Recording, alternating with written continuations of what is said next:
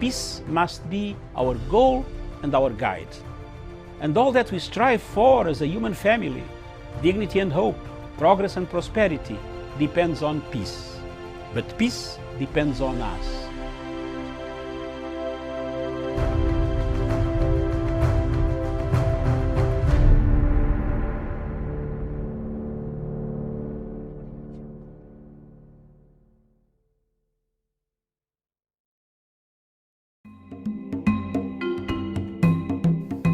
Viewers, good morning. This morning, I want to address the issue of Uhuru Kenyatta's legacy. The legacy of His Excellency President Uhuru Kenyatta of Kenya keeps on moving, keeps on going forward and forward. Since the handshake in 2018, that brought about the peace, the tranquility, the unity of purpose, President Uhuru's star has been rising. All over Africa, people are thinking of using the model that Kenya used to stop any form of violence, chaos on the streets after elections. As you know, all of you are aware that elections in Africa produce two things: after or before or after the voting. Disputed elections, winner takes it all, loser doesn't accept the results.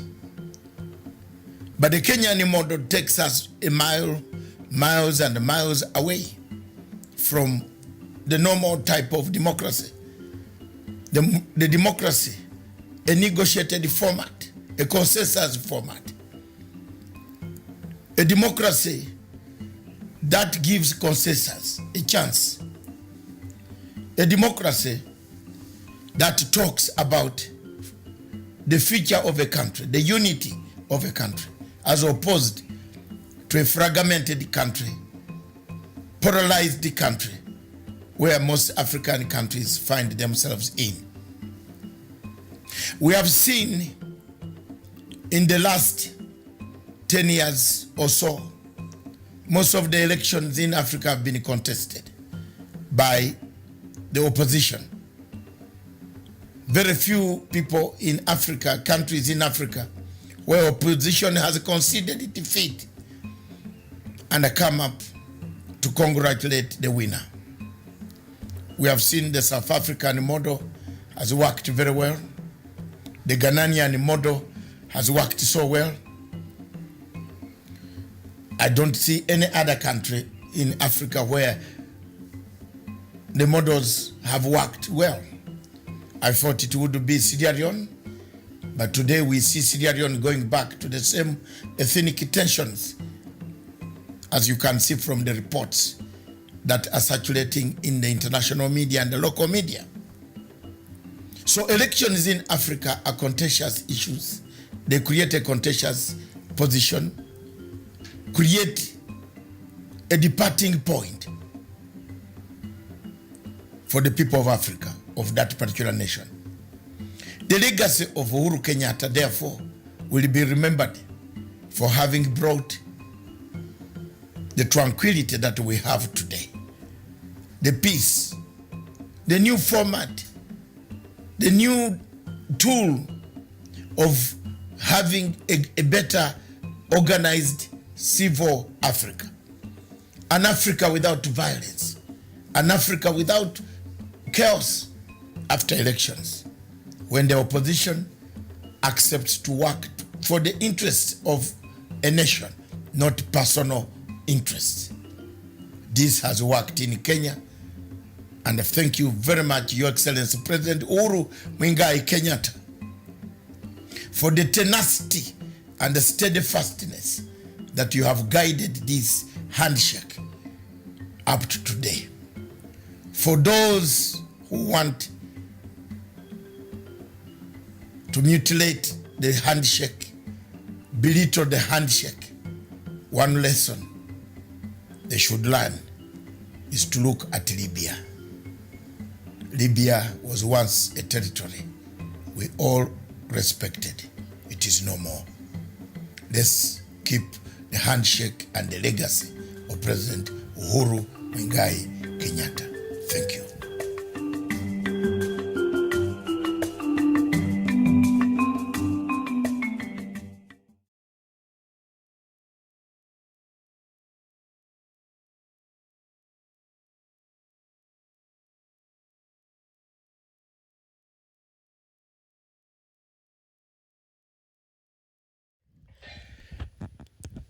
Thank you very much, viewers, wherever you are in the world. Thank you for watching Punchline Africa Television. This is the television that marks Africa, talks Africa, enjoys Africa.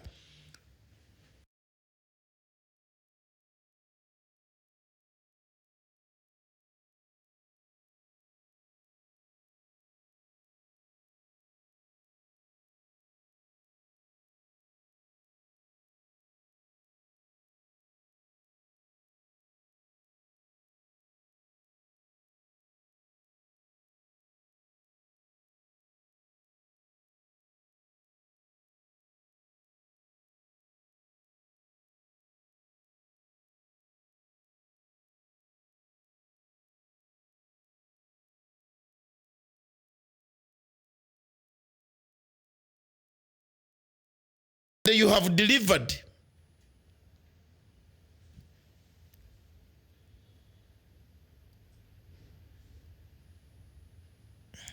You listen to us. It's not here. You listen to us, and you have done what exactly is supposed to be done. It is this very important duty on the 14th day of the year of our Lord, 2020, that Your Excellency, at last, you have listened to the voices of the people. We want to thank you again for having seen that there are areas that need improvement, and there are areas that don't need improvement. They need total wipeout. Viewers, wherever you are in the world, the editor's memo takes it from the headlines this morning. Ruto to fight on, says allies. CSs are split between Ruto and Kenyatta. A hostage president. These are the headlines that came out today. Unknown to the people, the president was working to remove the tag of a hostage and to make sure that he fulfills the needs of the people of Kenya. President Uhuru Kenyatta today named a new, reshuffled his cabinet, named new CSS, named new CS, and told the country, stopped the NHIF. Yesterday we talked about the NHIF. We criticized it. We said the new guidelines are the most stupid guidelines that even a human being can bring into an institution when you are going to do what we call universal health care. Thank you very much for listening to the Kenyans. That's what the media is supposed to do. The media is here to highlight the importance of what is needed to be done in any country in the world. The media is supposed to be the ombudsman, the watchman of the people. The media is supposed to tell the truth to sing out the message to the people, the truth, that it is not business as usual. We want to encourage President Uhuru Muigai Kenyatta that only 2.5 years left. There must be salvation, and that salvation can only come when you stand firm, take decisions. Well done. Well done for fighting one, corruption. At least, Kenya might have lost money. But there is no person today, as you said, Mr. President, who touches the money anymore. There's no person who touches the contract anymore, takes 10%. That is a deterrent. Corruption in Africa kills Africa. I was doing something for my in-laws in Angola. I told them, you have a lot of money that has gone out. Oh, yeah. Give me the job. As you know, where your daughter is married, you don't antagonize your in-laws. My in-laws, and I want to be proud. There are those who belittle me. You can belittle me. But one day, and one day, and one day, I will stand firm in Africa.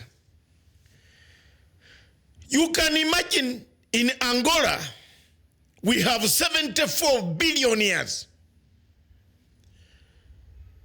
I told my in-laws, a country from ravaged, war-ravaged country, cannot.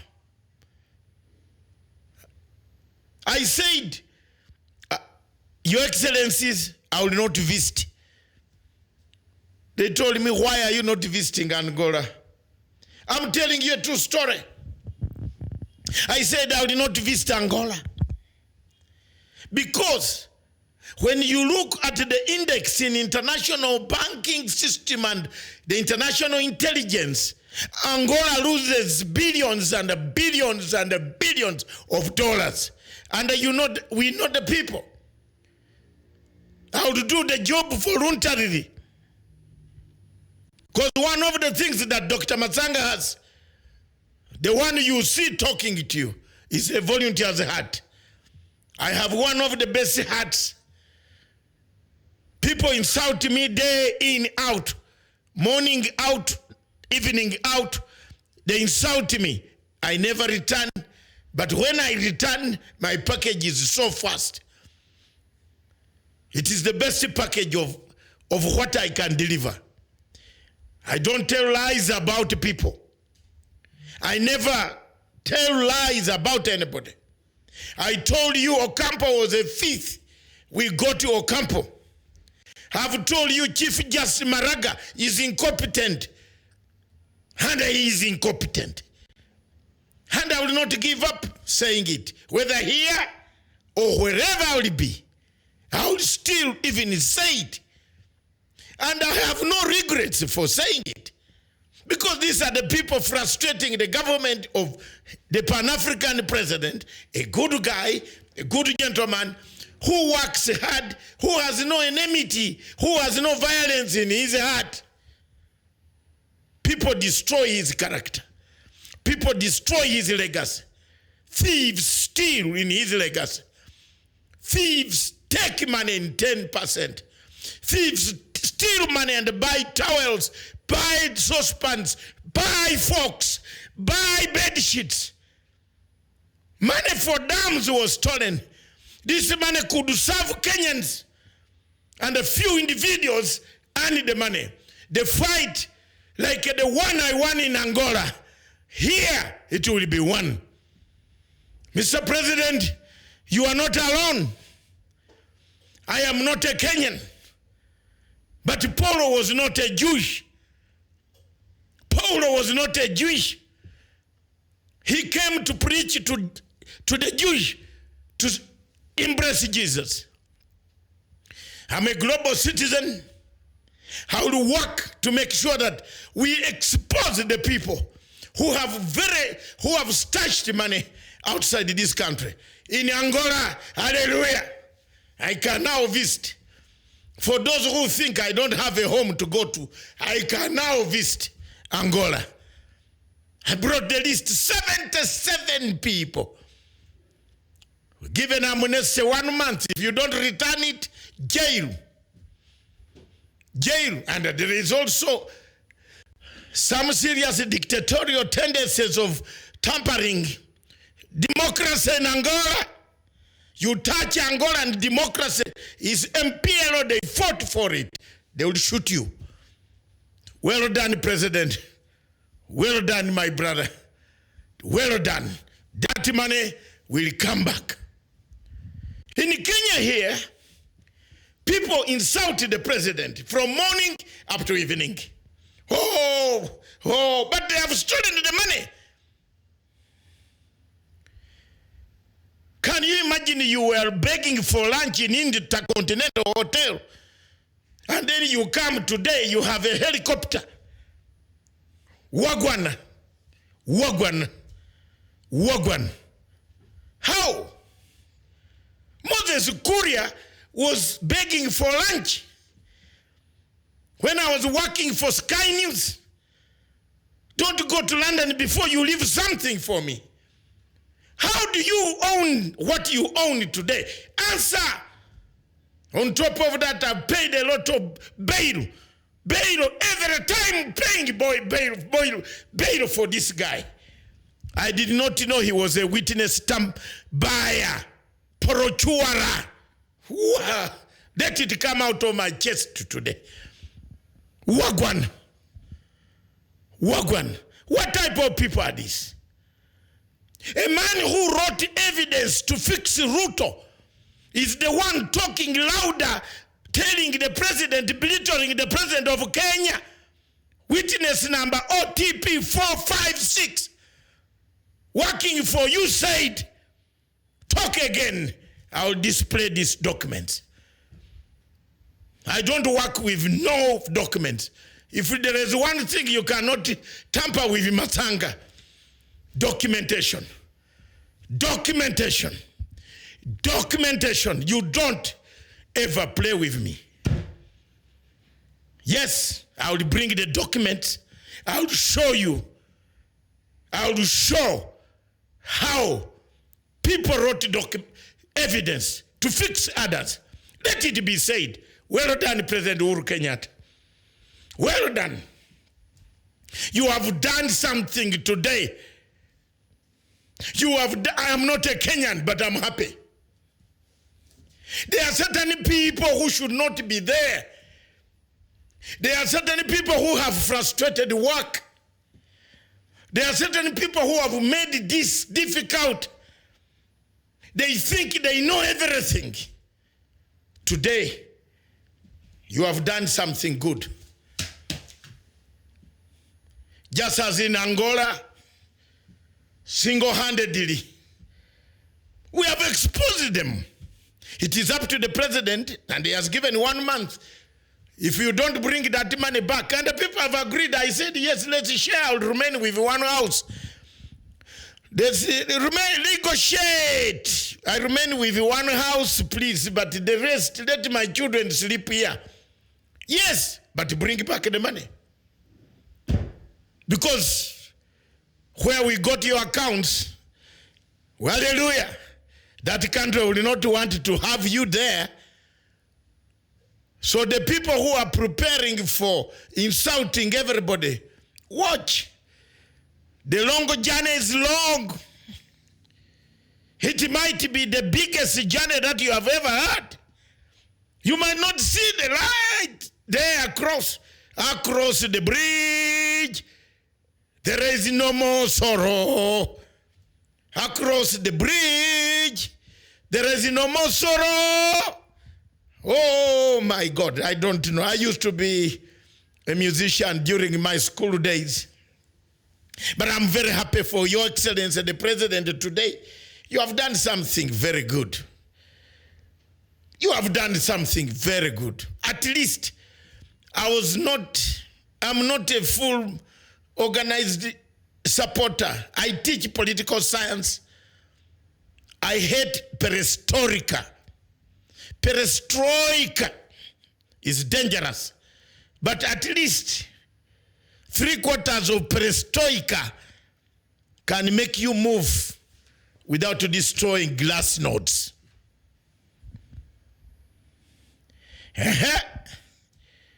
Without destroying glass nodes. Without destroying glass nodes. The people were destroying the legacy of President Uhuru Muigai Kenyatta.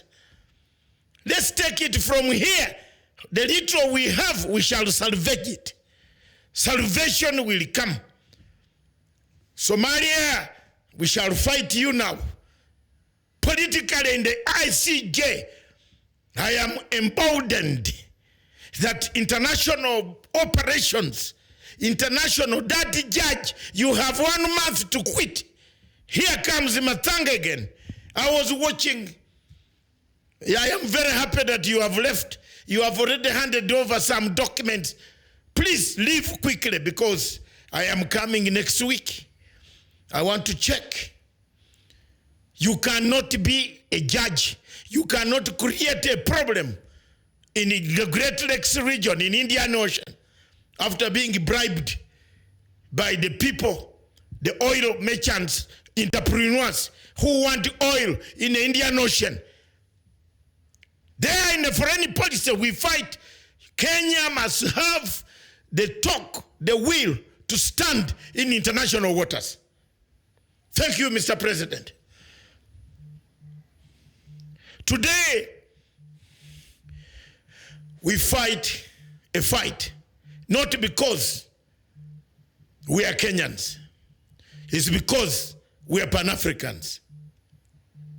Today, we fight the long journey towards emancipation of the people of Africa.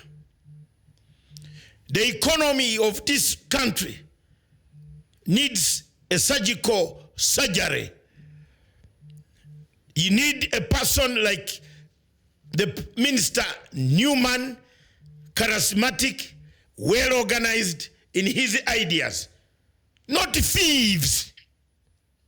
Not a thief. Not a thief who sits down with a company that is going under. The company is going under.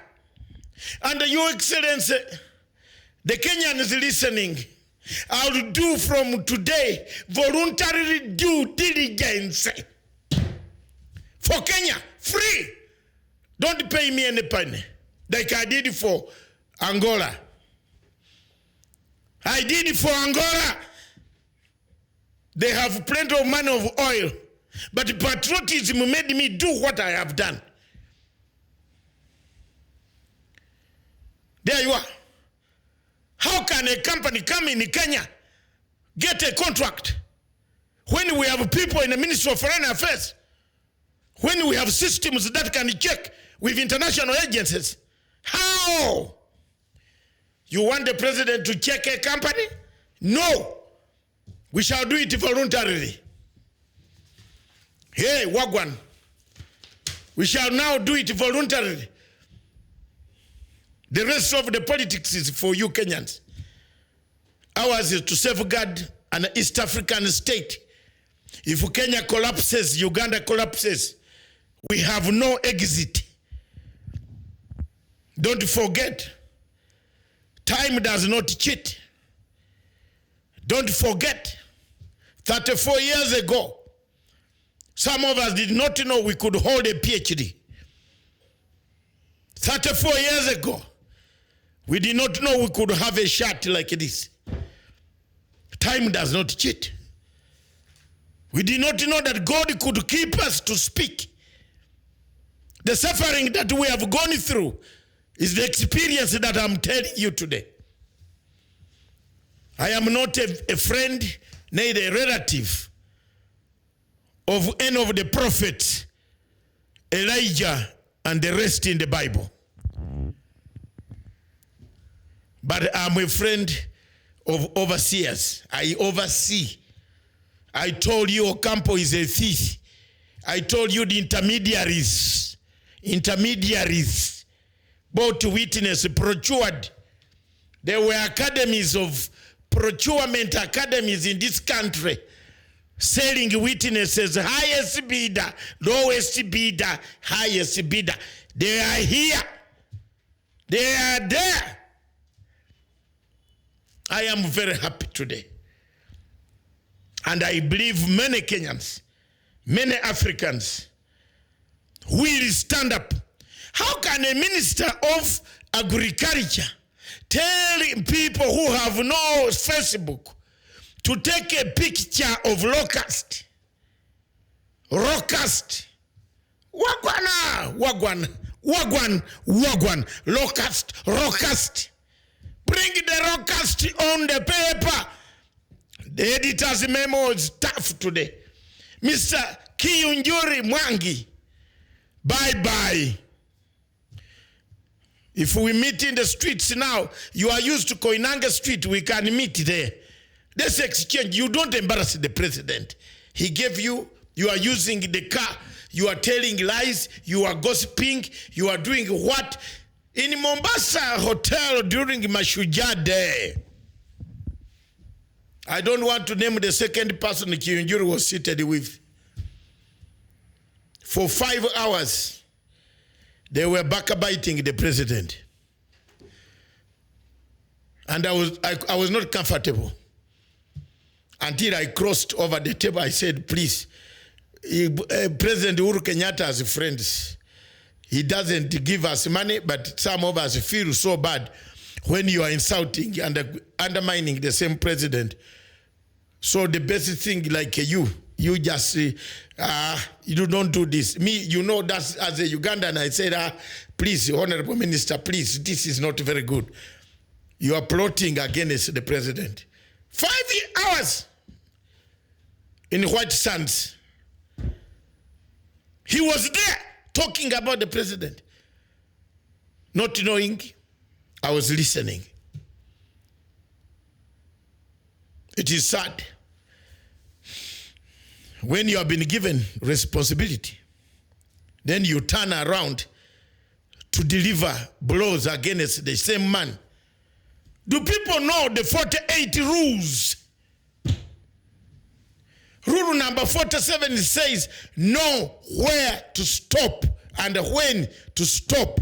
If you are told, don't do campaigns, go back to your house and think again, why am I doing this against my boss? Hitler said, and I quote, freely, he said, when you have, during the light, when there is light, you are followed.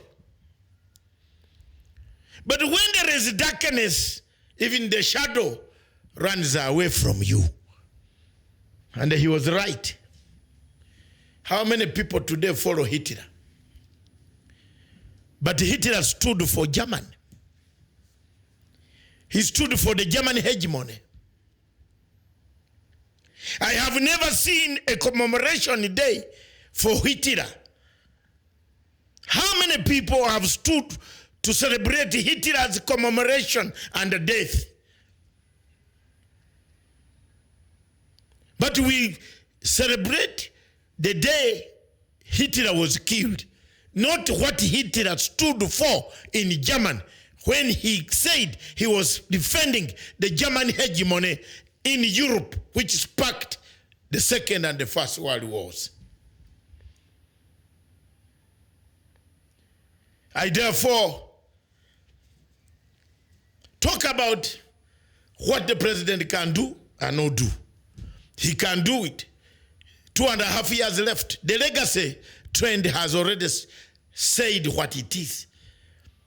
National unity. Mr. President, unity of purpose is the key pillar of any development in Africa. An African state that wants to develop must have unity. Even our own Uganda however bad it is in political deficit or democratic deficit, it has one common thing: unity. President Museveni has a common feeling since the war ended in 2008, which I ended after convincing the rebels to come on table to sign an agreement to end the war, of which they never gave a credit. And I see them interviewing people who never even saw Kony. But some of us so dared to go and sit with a man who had killed 1 million people, displaced 2 million, and told him sign the agreement. There is still unity in that country. A united country delivers the best. Whether we are poor, Britain is united. America is united. You think there are no people who are poor in Britain? There are. I've lived in Britain for 34 years. I find people begging for for transport of £1 to use a bus. I see the people standing on the streets in Britain wanting bus fare. That's a developed democracy where we picked democracy. It doesn't mean that poverty is only in Africa. But because there is a social contract in Britain, because there is a social contract that sees sausages are still in the windows, because there is a social contract that sees sugar, there's petrol, everything, there is a social contract. What kills us in Africa is not the bad leadership. It is the lack of a social contract. Kenya faces structural challenges. Kenya's number one are structural challenges. You can blame Uhuru 1 million times. But as long as we have structural challenges, there is a difference between challenges and obstacles. Yesterday we had English teacher teaching English. By the way, I did J.A. Bright. I did not do Makonde or Gundipe or whatever they are doing right now. In 1969, 68, 69, 70, 71, I did J.A. Bright to enter the first senior secondary school when Idi Amin overthrew the government. On the same day, my father left me with a metallic box on the road because he was a politician to run to hide. And I went to school, which alone, I did not know where to go. So there is a difference between a challenge and an obstacle. Kenya faces structural challenges. The challenges of Kenya are duplicity, which the president has said today. You are given a job, then you turn around to increase NHIF policy guidelines. Who are you? Don't you look at the people that you are increasing this money? What are the rules? That is not President Uhuru Kenyatta doing it.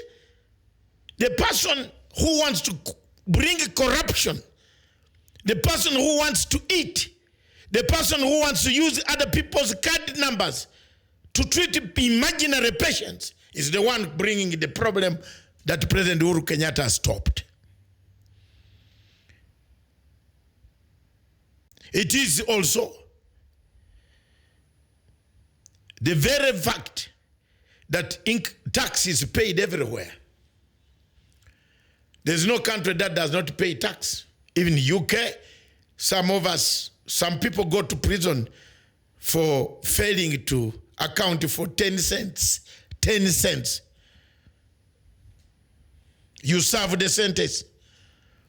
You come back and they say, thank you, you begin. You don't have a job, you lost your job, yes. Okay, we shall pay you income support for unemployment agency. Have you seen a country where they pay you because you have no job? Britain, they pay you. They pay you until they give you time to find a job. And they will tell you that your payment will end in 1 month. if you have not found a job to wash toilets, if you have not found a job to wash trains, some of us washed trains from London to Glasgow. You are collecting the rubbish and get 1 hour in the middle to rest. And pick a book to read in your compartment after you have cleaned the toilets. I have done so in order to reach where I am.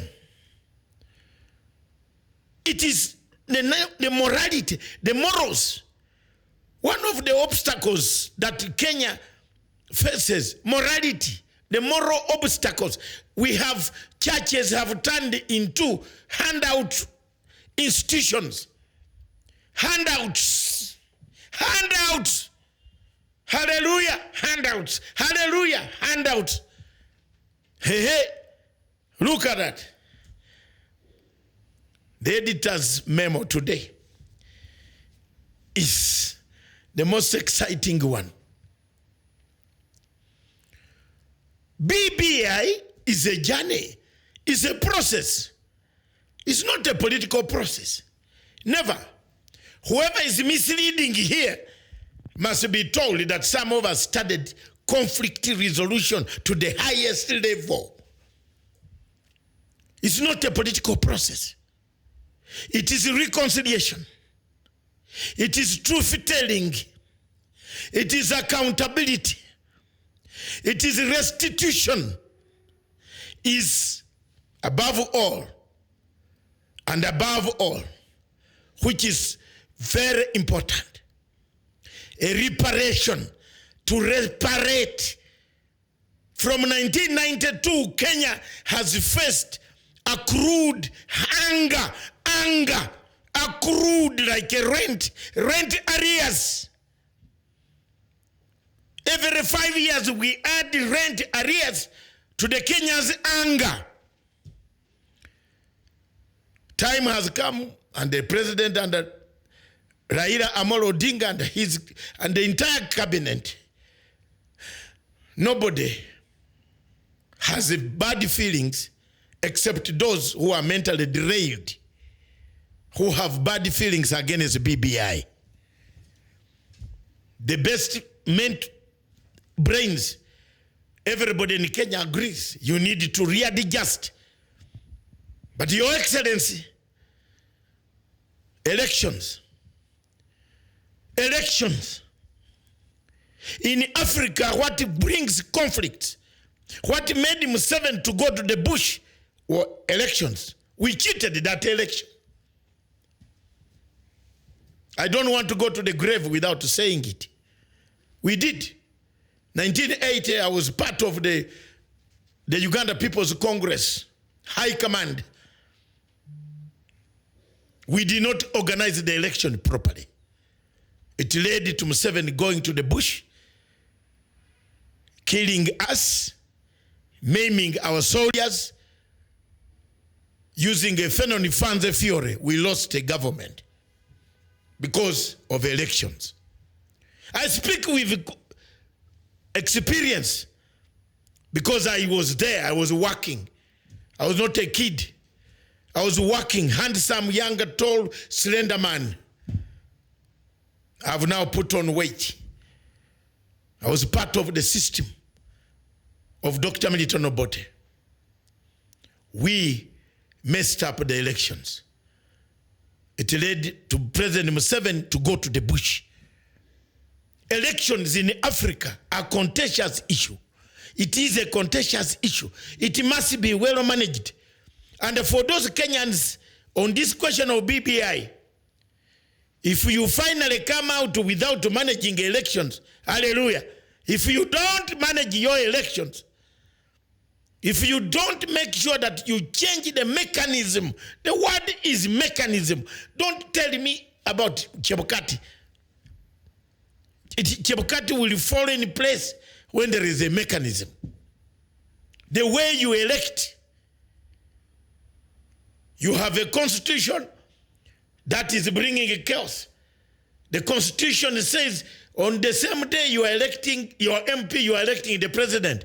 You have picked the American style of elections, be careful. Be careful. Because our motto is different. I hope people are reading me and writing notes. The Westminster motto is different. You either go with that or you perish. Yes. I have no... Why 2020? Tell the truth and let people hate you. If you go with the motto you have now, you will not heal the tension after, during, and before elections. But if you lessen the tension, then you know what I mean. Anybody who has studied political science to the level of understanding, apart from 1 degree, will understand that the tools of political science talk about a well-organized omnibus mechanism of elections.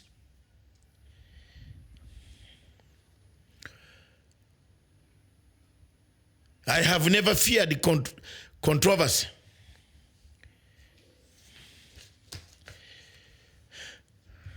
I am the only one whom Miguna cannot answer because I am a friend and I tell him the truth. Have you ever seen Miguna insulting me? He can begin if he wants. What I told him, if he doesn't do it, he will be there. He might have even now gone back. If he doesn't do it, because I'm always honest. Killing me, I don't have anything. I don't have people. I have never accumulated money from anywhere that you'll kill me and inherit. But I tell the truth. I've told Miguna, Mr. Miguna, do one thing. Walk in the Berlin embassy. Just fill the forms and move. Is he the only one who has... What? Is he the only one who has got a dual nationality? There are so many people with dual nationality. Do they show them? To gain what? To gain what? Walk into the embassy, pick the form, sign, and leave them. Sleep in the hotel. Say, when the passport comes, said, yes, it is here. Isn't it? Have you seen him talk again? No. Because you see, you tell maybe people, lawyers are telling lies to get some money. The man is already in trouble. And you are going to court to earn more money. Every appearance is 200,000 shillings. Where will he gonna get it? I had to say the truth to him. He's my brother. I started school when he had not gone to school. Yes. Look at his age and look at my age. It means I went to school first. I was taught by white people. He found when white people were about to go. Yes. I was taught discipline of religion every morning. I was hit on this head every morning for failing mathematics mental work. But for passing 10 commandments, I was never hit. And for knowing what a catechism is, you see, I was never hit. I knew the religion, everything was here.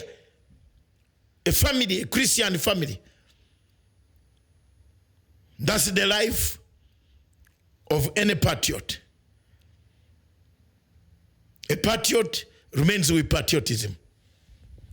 A patriot gives President Uhuru Kenyatta a chance to do other things, not for him to run on scandal after scandal. There is this song now said, party after party. Kenya had become a place of scandal after scandal. I don't know why people are not singing about it, the scandal after scandal. No, let it stop now.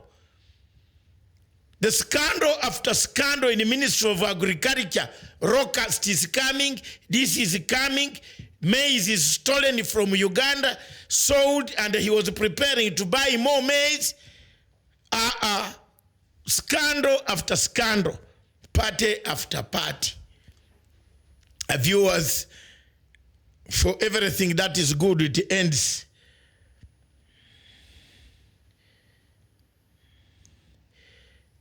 Mr. Abe Arap Masai, you seem to be some of offsprings of uprooters.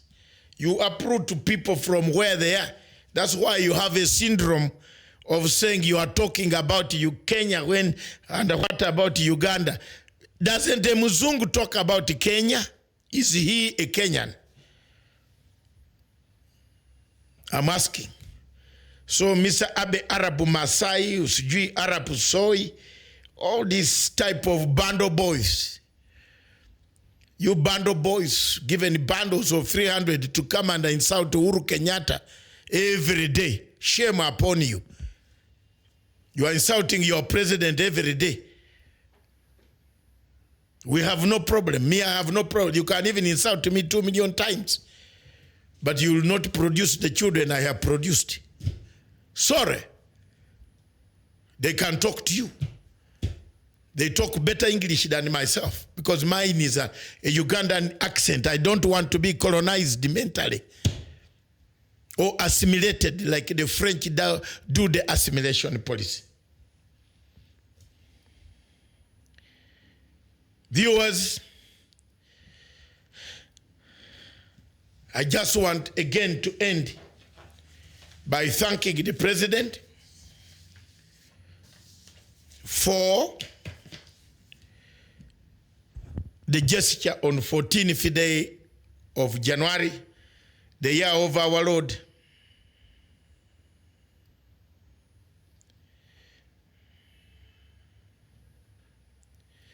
Thank you very much. Sambai Dixon, have always liked your wisdom in you.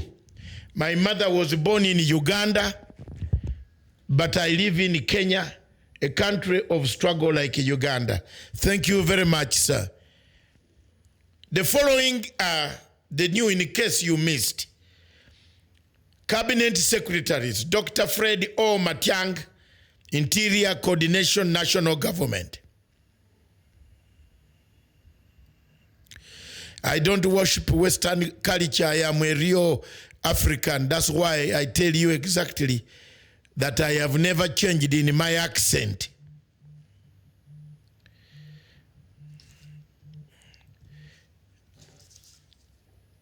Honorable Najibu Balala, Tourism and Wildlife. Honorable James W. Macharia, Transport Infrastructure, Housing, Urban Development and Public Works. Ambassador Rachel A. Omamo, thank you very much. Foreign Affairs. Mr. Adam A. Mohammed E.G., East African Community and Regional Development. Mrs. Cicely K. Kariuki, Water, Sanitation and Irrigation. Eugene Omarwa, Devolution. Charles Cattell, Energy. Joe Mucheru, Information, Communication, Technology, ICT, Youth and Innovation. That's a very good ministry for the youth. I hope something will work out. Honorable Peter Munya, my friend, thank you very much. Agriculture, livestock, fisheries, and cooperatives. Thank you. It's a one ministry. There is no need of spreading it to many and then create gaps for people to eat. Professor Margaret Kobia, Public Service and Gender. Ambassador Dr. Monica K. Juma, Defense. Mr. Simon Cherugoi, Labor and Social Services. Mr. Kerieko Tobiko, Environment and Forestry.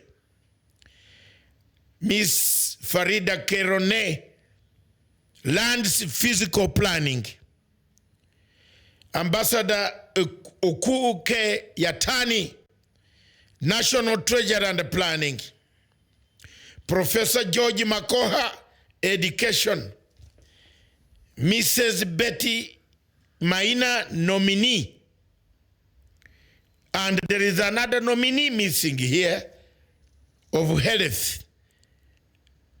Yeah, Mr. Mutahi Kagwe, my great friend from Nyeri, the Lion of Nyeri. Thank you, health. Principal Secretary, Dr. Karanja Kibicho, retains Interior Citizen Services. What? Aha. Zainab A. Hussein, CBS, Correctional Services, Prison, Social Services, bail. If you go to court, you need bail. You need outreach workers. You know, when you have been released, Julius A. Mwe, Treasury, and so on. One of the things that the youths, Dr. Francis, the youths must be very happy. One youth who has been very, very, very strong in posing arguments on television stations, radio stations, is Mr.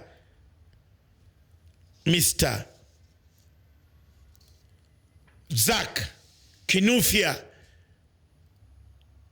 a former student, Nairobi University of Nairobi Sonu, student of university leadership. He has been very, very vocal. Administrative Secretary, Hassan Nuh Hassan, Sports, Culture, and Heritage. Chris Obore, Joseph Boynet. Yes, yes. That ministry now, no more rhinos dying, because the man has tactics of solving so many problems. Yes, Mzee Boynet, asante sana. And Ababu Namwamba, yes, but yes. Andrew, Ababu Namwamba. Okay. Gideon Mungaro, yes, from the coast.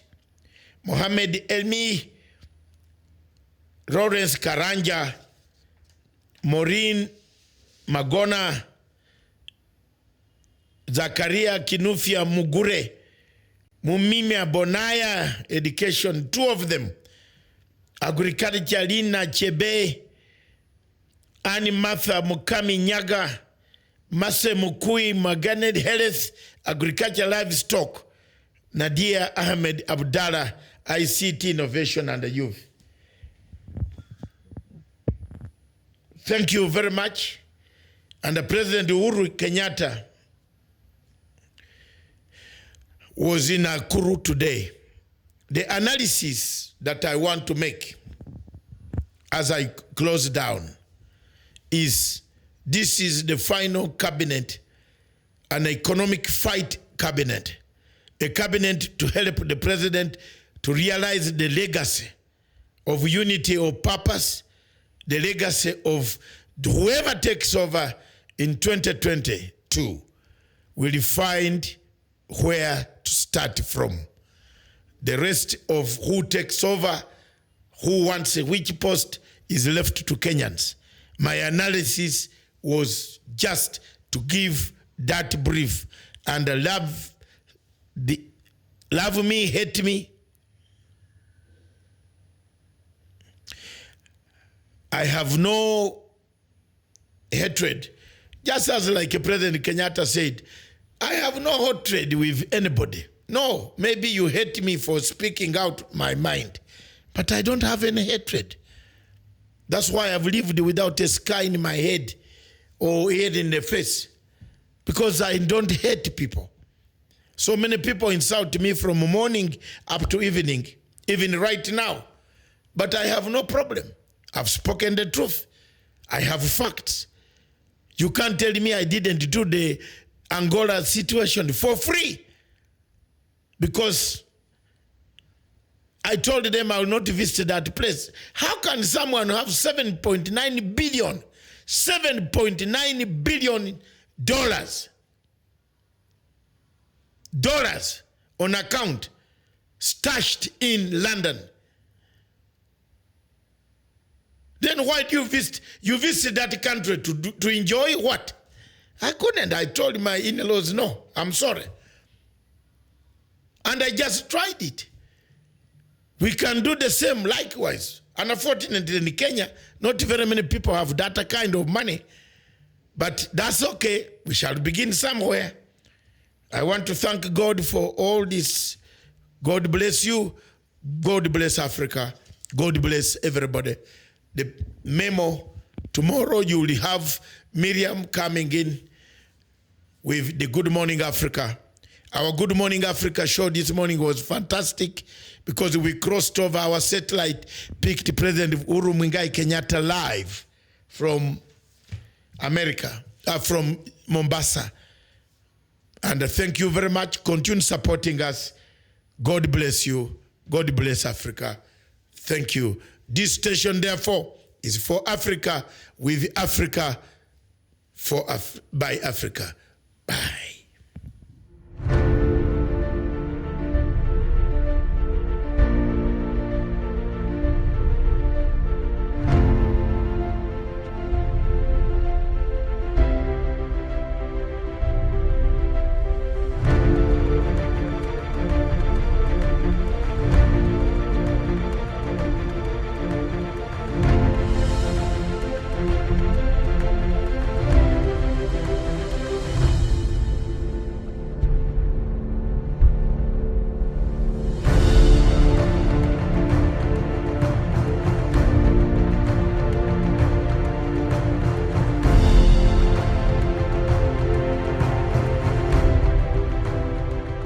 Peace must be our goal and our guide. And all that we strive for as a human family, dignity and hope, progress and prosperity, depends on peace. But peace depends on us.